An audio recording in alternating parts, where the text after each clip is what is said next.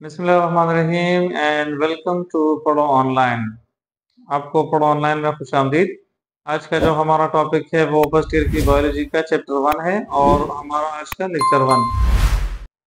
आज के लेक्चर में हम रेस्पायरेशन का चैप्टर स्टार्ट करेंगे और रेस्पायरेशन का चैप्टर प्रॉपरली स्टार्ट करने से पहले हम कुछ इसकी बेसिक टर्मिनोलॉजीज को सीखेंगे और इंट्रोडक्शन भी पढ़ेंगे। तो स्टार्ट करते हैं आज का टॉपिक।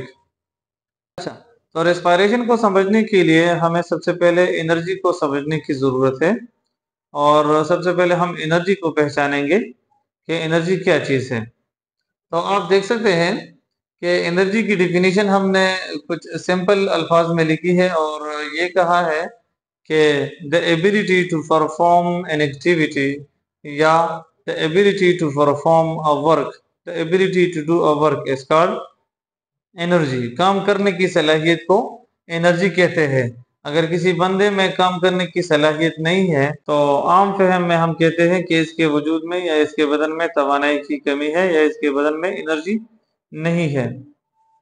ठीक है, अब ये एनर्जी जो है ये हमारे बॉडी के अंदर केमिकल फॉर्म में, हम फिजिक्स में पढ़ चुके हैं और आगे भी पढ़ेंगे कि एनर्जी की बहुत सारी किस्में हैं और एनर्जी मुख्तलिफ शक्लों की सूरत में बॉडीज के अंदर स्टोर होती है। तो लिविंग ऑर्गेनिज्म के अंदर एनर्जी जो है वो केमिकल फॉर्म में स्टोर होती है in the form of glucose, और ग्लूकोज की ब्रेकडाउन के बाद ये एटीपी की शक्ल में हमारी बॉडी के अंदर स्टोर होती है और एटीपी के ब्रेकडाउन पर ये एनर्जी रिलीज होती है और हम काम करने के काबिल बन जाते हैं।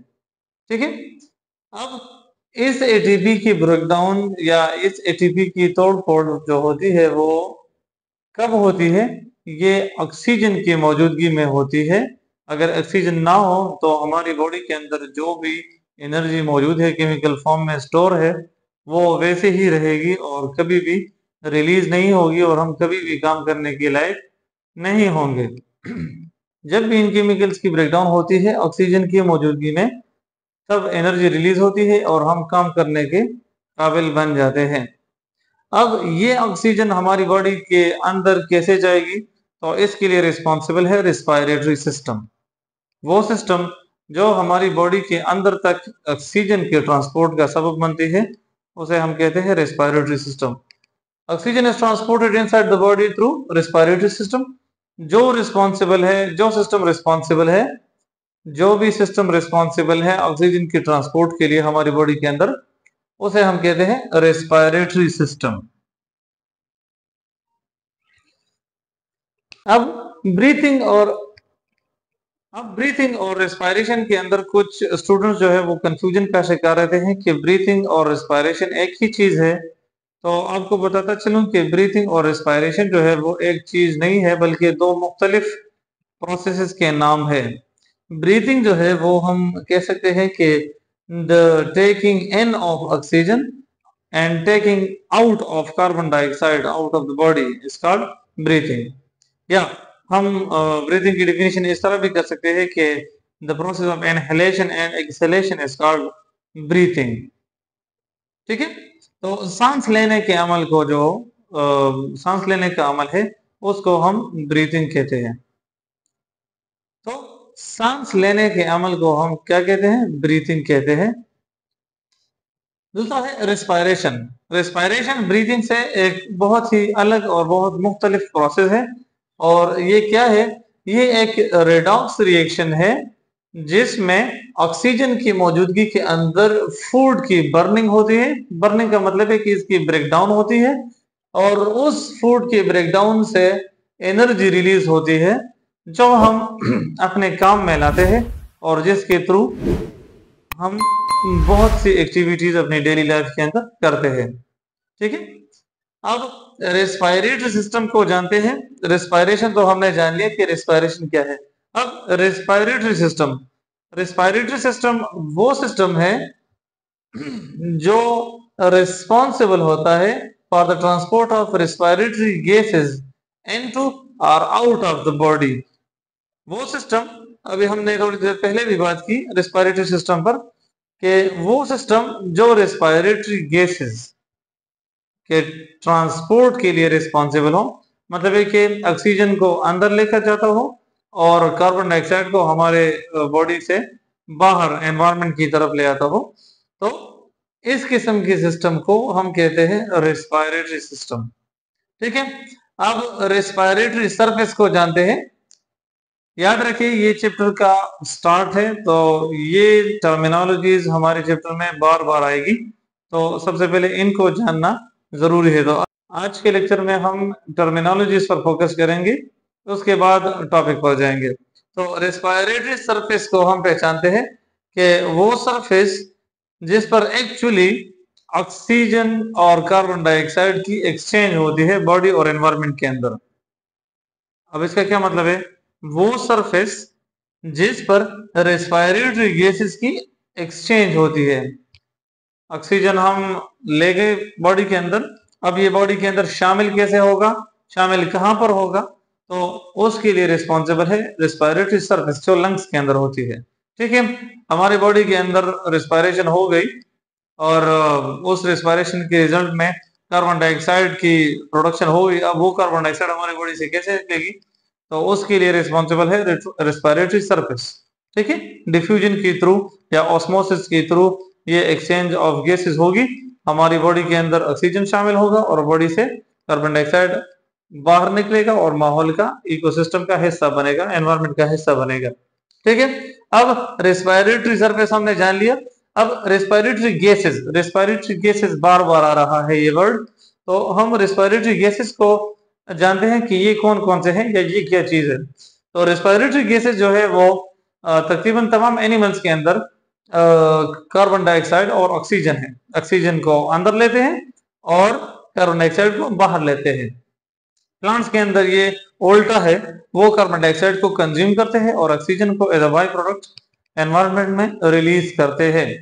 ठीक है, अब रेस्पिरेटरी सरफेस के बारे में हमने बात की कि ये वो जगह है जहां पर एक्चुअली दरअसल रेस्पिरेटरी गैसेस की एक्सचेंज होती है। तो एक अच्छी रेस्पिरेटरी सरफेस की खसूसियात कौन कौन से होंगी, ये हमारा अगला टॉपिक है, प्रॉपर्टीज ऑफ रेस्पिरेटरी सरफेसेस।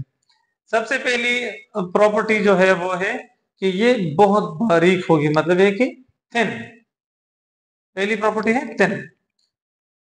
अगर ये बारीक नहीं होगी और ये मोटी होगी तो रेस्पिरेटरी गैसेस के लिए बहुत मुश्किल हो जाएगी कि वो डिफ्यूजन के थ्रू या ऑस्मोसिस के थ्रू उनका एक्सचेंज हो जाए। तो जितने भी एनिमल्स हैं उनके बॉडी के अंदर जो रेस्पिरेटरी सरफेसेस है वो या तो 1 मिलीमीटर के बराबर है या उससे भी कम है, मतलब है कि बहुत ज्यादा बारीक है। परमिएबिलिटी एक ऐसी खासियत है जिसमें एक सरफेस, एक सतह मुख्तलिफ चीजों को उससे गुजरने की इजाजत देता है। मतलब ये कि फॉर एग्जांपल ये एक सरफेस है, ठीक है, और इस सरफेस के इस तरफ कुछ चीजें मौजूद है और कुछ चीजें इस साइड पर मौजूद है। तो ये इस साइड वालों को इस खुद में से गुजरने देता है ताकि वो इस जगह पर आए, और इस साइड वाले को खुद से गुजरने देता है अपने थ्रू कि वो इस साइड पर आए। तो इस किस्म की खासियत को हम कहते हैं परमेबिलिटी। अगर ये परमेबिलिटी रेस्पिरेटरी सरफेस के एक सरफेस के अंदर ना हो कि इसमें से मुख्तलिफ चीजें पास हो सके डिफ्यूजन के थ्रू या ऑस्मोसिस के थ्रू, तो फिर हम उसे सरफेस तो कह सकते हैं, सॉलिड सरफेस भी कह सकते हैं, लिक्विड सरफेस भी कह सकते हैं, लेकिन हम उसे एक प्रॉपर रेस्पिरेटरी सरफेस का नाम नहीं दे सकते। तीसरा कैरेक्टरिस्टिक्स जो है वो है large surface area. Large surface area का अब क्या मतलब है? इसका मतलब है कि एक रेस्पिरेटरी सरफेस जगह कम घेरेगा, लेकिन जब हम उसे फैलाते हैं तो उसकी कवरेज बहुत ज्यादा होगी। इसकी मिसाल मैं आपको कुछ इस तरह से दूंगा कि अगर हम अल्वियोलाई को देखें तो अल्वियोलाई एक स्मॉल ग्रेप की शक्ल में होता है, अंगूर की शक्ल में। अगर हम उस अंगूर को काट दे और उसे एक शीट की शक्ल में बिछा दे तो अंगूर की शक्ल में, एक बाल की शक्ल में उसका सरफेस एरिया कम है, वो कम जगह घेरता है। लेकिन अगर हम उसे काट दे और इस तरह फैला दे, फॉर एग्जाम्पल ये एक अल्वियोलाई है, ठीक है, अगर इस अल्वियोलाई को मैं काट दूं यहां से और इसे मैं स्ट्रेट फैला दूं तो यहां पर ये जगह कम घेरेगा, लेकिन इसकी जो सरफेस एरिया है वो बहुत ज्यादा है, जिसका अंदाजा मुझे इसे स्प्रेड करने के बाद पता चला। तो एक रेस्पिरेटरी सरफेस वो सरफेस होती है जिसकी सरफेस एरिया बहुत ज्यादा होती है। मतलब ये कि इसके अंदर जितने भी गैसेस आएंगे उसे इतनी जगह मिलेगी कि वो इसमें से डिफ्यूज हो सके या वो जाया ना हो। मतलब यहाँ तक तो आ गया, अब यहाँ से वापस नहीं जाएगा, यहाँ से डिफ्यूज होकर इस्तेमाल होकर जाएगा। ठीक है, तो इस वजह से रेस्पिरेटरी सरफेस की एक खासियत ये भी है कि इसकी सरफेस एरिया ज्यादा होगी। अगर हम इसे फैलाकर देख लें, खोल कर देख लें, तो ये बहुत ज्यादा जगह घेरेगा। ओरिजिनल फॉर्म में ये बहुत कम जगह घेरेगा, लेकिन अगर हम इसे खोल कर देखें तो ये बहुत ज्यादा जगह घेरता है। इसे कहते हैं लार्ज सरफेस एरिया। इसके बाद है रिच ब्लड सप्लाई। अब रेस्पिरेटरी सरफेस थिन भी हो गई, परमेबिलिटी भी है इसके अंदर, लार्ज सरफेस एरिया भी है, लेकिन इसके अंदर रिच ब्लड सप्लाई नहीं है। तो ये तमाम जो ऊपर डिस्कस की गई प्रॉपर्टीज है वो सारे फजूल है। क्यों फजूल है भाई? अगर ऑक्सीजन और कार्बन डाइऑक्साइड की डिफ्यूजन हो गई, ठीक है, तो अब इसको ट्रांसपोर्ट करने के लिए, मतलब है कि वहां से ले जाने के लिए, काम की जगह पर ले जाने के लिए, हार्ट तक या टिश्यू तक ले जाने के लिए हमारे बॉडी के अंदर फ्लूइड के फॉर्म में ब्लड मौजूद है जो एक ड्यूटी परफॉर्म करता है। और वो ड्यूटी क्या है? रेस्पिरेटरी गैसेस की ट्रांसपोर्ट है। फंक्शन ऑफ ब्लड में हम पहले भी पढ़ चुके हैं 9th क्लास के अंदर। बहुत सारे फंक्शन है, आपकी बॉडी की टेम्परेचर को रेगुलेट करता है, ऑक्सीजन और कार्बन डाइऑक्साइड की ट्रांसपोर्ट करता है, बहुत सारे फंक्शन है। ठीक है, तो उसमें से एक फंक्शन ये भी है कि वो इन रेस्पिरेटरी गैसेस की ट्रांसपोर्ट करता है।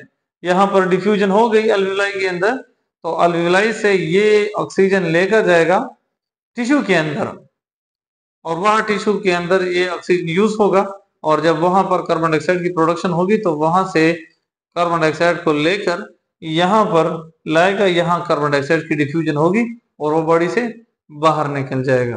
ठीक है, तो इसके लिए जरूरी है रिच ब्लड सप्लाई, बहुत ज्यादा ब्लड सप्लाई की जरूरत है। ठीक है, इसके बाद है प्रॉपर वेंटिलेशन। प्रॉपर वेंटिलेशन का मतलब है कि जो भी रेस्पिरेटरी सरफेस होगा वो प्रॉपरली वेंटिलेटेड होगा, मतलब यहाँ वहां पर हवा की पहुंच बराबर होगी और हवा वहां आसानी से पहुंच सकती होगी।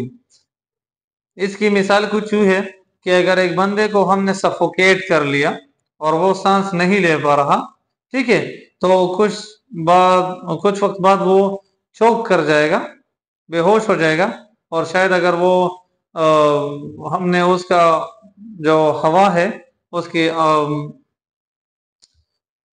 प्रॉपर वेंटिलेशन का मतलब है कि रेस्पिरेटरी सरफेस तक हवा की पहुंच आसानी से होगी।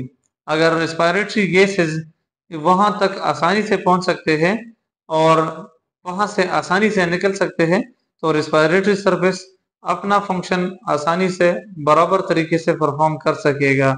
अगर एक सरफेस के अंदर प्रॉपर वेंटिलेशन नहीं है तो फिर वो रेस्पिरेटरी सरफेस नहीं कहलाएगा, क्योंकि वहां से रेस्पिरेटरी गैसेस की एक्सचेंज सही तरीके से नहीं हो पा रही, तो उसे हम रेस्पिरेटरी सरफेस नहीं कह सकते।